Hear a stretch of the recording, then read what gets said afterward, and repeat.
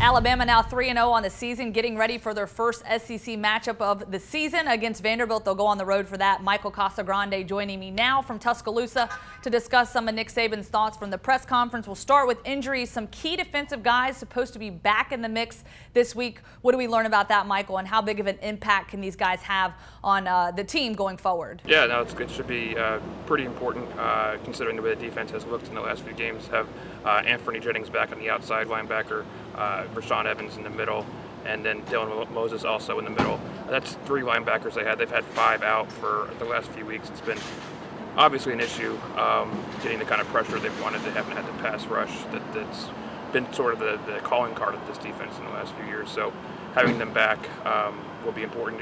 How good they'll be, how effective they'll be right away remains to be seen. Nick Saban said that they won't fully know until the end of the week, but some of these guys, Jennings and Evans, they've been out for 2 weeks, and that's an impact. Just losing the rhythm, the timing that they've had down since August. Yeah, absolutely. Now over on the offensive side of the football, not good news for Miller Forstall. He is out with a torn ACL, will be out the rest of the season.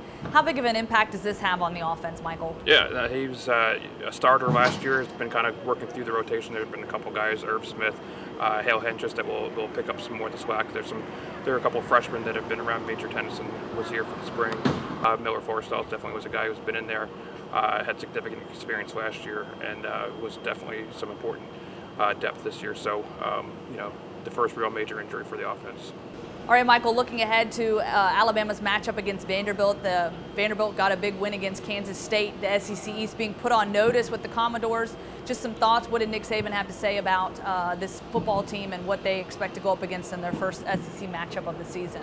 Right. It's Vanderbilt. It's a team that Alabama doesn't play very often. It's a team that isn't necessarily at the top of the SEC most of the years, but a win against an 18th ranked team like Kansas State on Saturday sends a little bit of a message for sure. A defense that is as good as they've seen.